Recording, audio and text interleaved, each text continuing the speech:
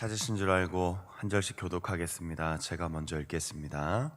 여호와의 말씀이 내게 임하여 이르시되 인자야 너는 내 민족에게 말하여 가라앉 땅에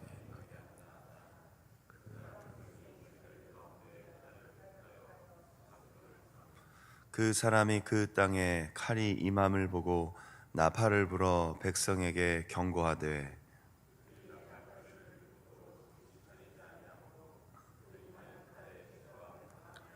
그 비가 자기의 머리로 돌아가요.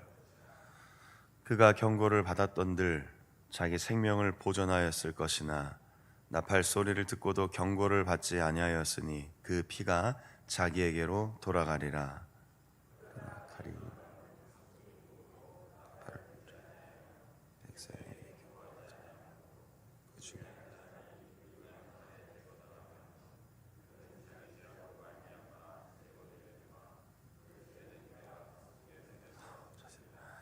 인자야 내가 너를 이스라엘 족속의 파수꾼으로 삼음이 이와 같으니라. 그런즉 너는 내 입의 말을 듣고 나를 대신하여 그들에게 경고할지어다. 하려 내가 악인에게 이르기를 악인아 너는 반드시 죽으리라.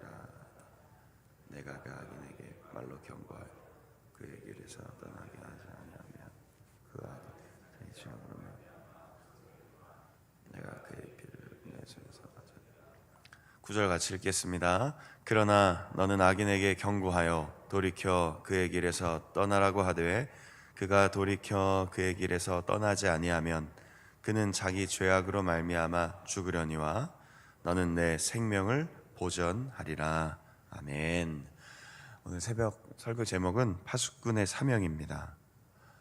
파수꾼이라는 단어의 의미는 다 아실 것 같은데 잠시 설명하면요, 경계하여 지키는 사람이라는 뜻입니다. 고대의 성읍을 지키기 위해 성벽 위에서나 혹은 산 위에서 보고 오늘 본문에 나온 것처럼 적군이 들어오거나 위험한 일이 생길 때 나팔을 불어 신호를 알렸던, 위급한 상황을 대처하게 했던 사람을 파수꾼이라고 합니다. 33장은 에스겔서의 중요한 전환점입니다. 1장부터 24장까지는 포로가 된 후 선지자로 부름받은 에스겔이 예루살렘에 대한 심판을 이야기합니다. 꽤 긴 장이죠. 1장부터 24장까지 유다, 예루살렘, 이스라엘의 문제를 드러내며 하나님께로 돌아오라고 합니다. 그리고 몇 주 동안 저희가 읽은 것처럼 25장부터 32장까지는 7개의 주변 국가들에 대한 심판이 예언됩니다. 그리고 예루살렘이 함락됩니다. 지금 계속 시간상으로, 시간 순으로 기록된 것은 아닌데 33장까지 읽은 이 배경은 예루살렘이 이제 함락된 후입니다. 그리고 33장을 읽고 나면 34장부터 마지막 48장까지를 구원, 그리고 회복, 그리고 하나님의 주시는 그 은혜가 성전이 회복되고 예루살렘이 회복된다는 이야기가 계속 이어집니다. 그래서 이 33장을 심판과 구원 사이에 교량 역할을 하는 장이라고 불려집니다. 그런데 이제 33장의 전반부는 바로 이 파수꾼의 역할이 누구에게 주어졌는가를 이야기하며 에스겔과 이스라엘 백성들의 사명을 다시 한번 불러일으킵니다. 파수꾼 오늘 잠깐 읽은 것처럼 어떤 의미인지 다 읽으시면서 아시겠죠? 역할을 감당하면 그 모든 책임이 파수꾼에게는 오지 않는다. 그러나 역할을 감당하지 않으면 그 모든 책임을 파수꾼의 머리에 그 죄를 돌이킬 것이다. 이거 분명한 사실입니다. 책임이 주어졌다.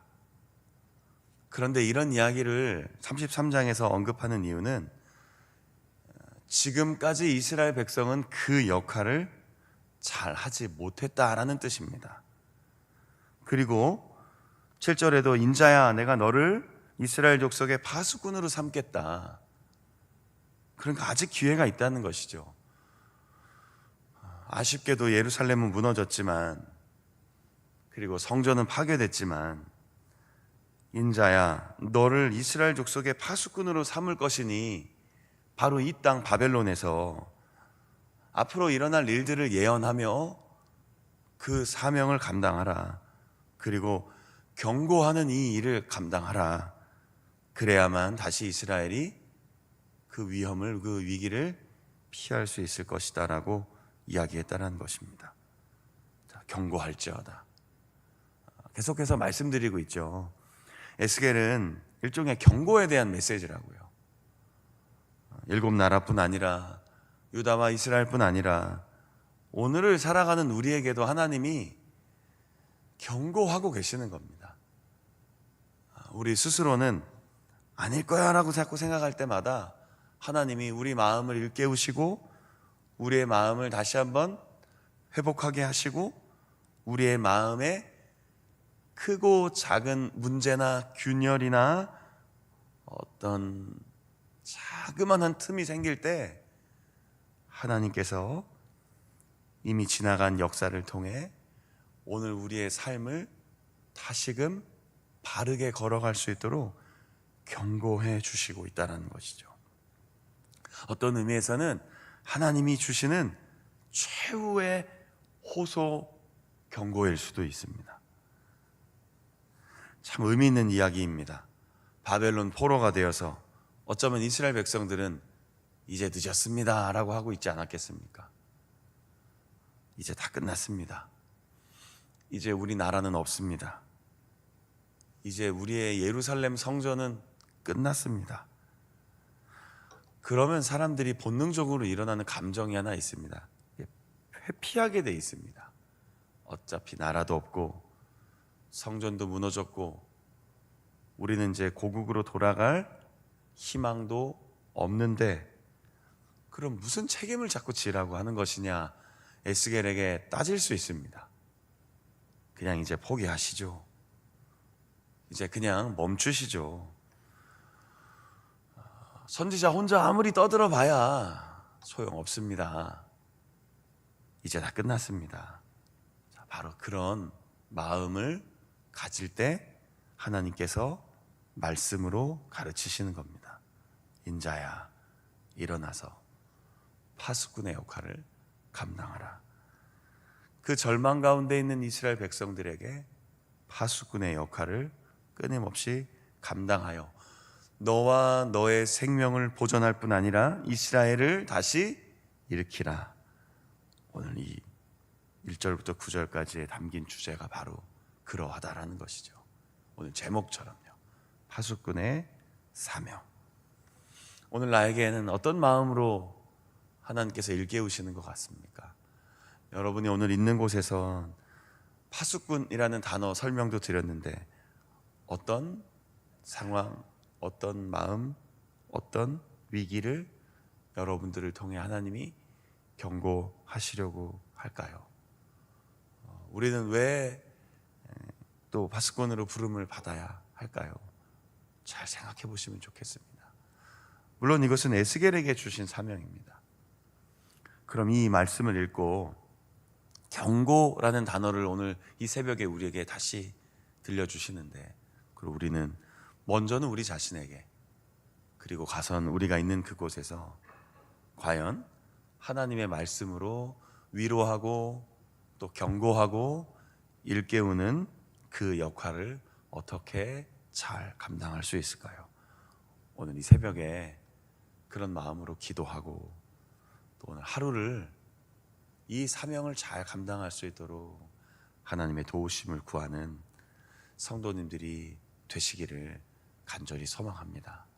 그리고 나에게 주시는 음성으로 들으시고 오늘도 마음을 새롭게 하고 또 내 마음을 새롭게 하여 일깨워서 어떤 어려움과 위험 속에 하나님이 에스겔에게 주셨던 나팔을 불어 경고하라 했던 그 마음가짐으로 오늘 하루를 이 사명 잘 감당하며 살아내시기를 간절히 부탁드립니다.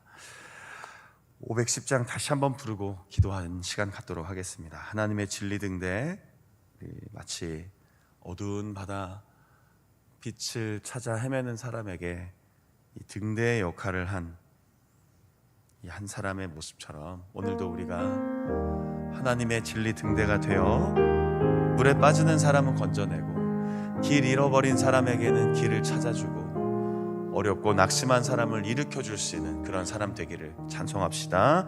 하나님의 진리 등대 길이 길이 빛나니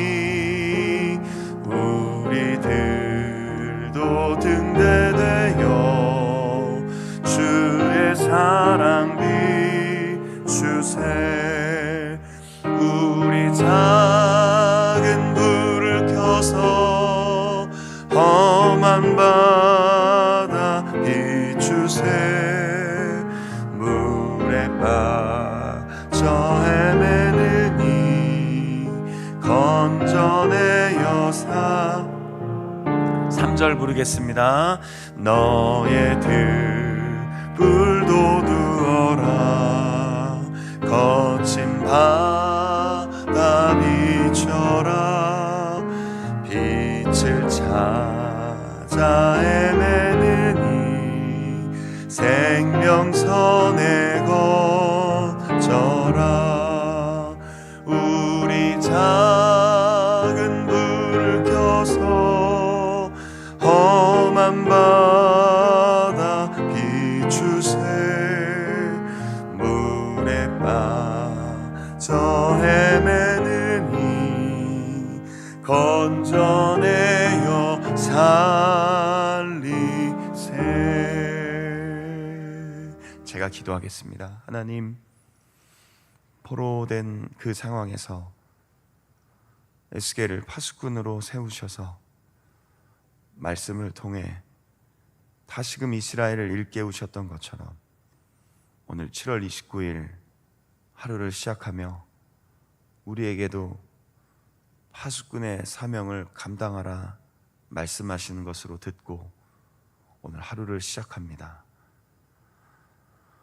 이스라엘 백성들이 깨어서 하나님을 찾지 못하고 하나님의 말씀을 듣고도 행하지 못하고 더 나아가 무뎌지고 다른 것에 마음을 빼앗길 그때 선지자들을 불러 하나님의 마음과 뜻을 듣게 하셨던 것처럼 오늘을 살아가는 우리도 내가 먼저 말씀 듣고 읽고 묵상하고 깨달아 나의 삶의 자리에서 나를 부르신 그곳에서 하나님 말씀을 전하며 복음을 들려주며 평강과 위로와 그러나 때로는 책망과 경고를 균형 있게 바르게 전할 수 있는 하나님의 사람으로 살아갈 수 있도록 인도해 주옵소서.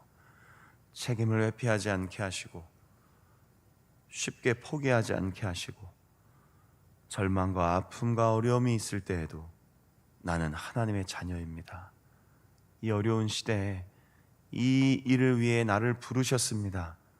그 신앙의 정체성을 잊지 아니하고 파수꾼의 사명을 잘 감당하는 하나님의 자녀들, 그리스도의 제자들, 증인으로 오늘 하루를 힘있게 살아갈 수 있도록 도와주옵소서. 이른 아침 기도의 자리에 나왔습니다. 간절히 기도하며 성령의 충만함을 힘입게 하여 주옵소서. 그리고 담대하고 지혜롭게 오늘 하루를 살아갈 수 있도록 하나님께서 우리와 우리 믿음의 가정들과 우리 교회와 우리 성도님들의 삶의 자리에 충만한 은혜를 부어 주옵소서. 이 모든 것을 이루어 주실 우리 주 예수 그리스도의 이름으로 감사하며 기도드립니다. 아멘.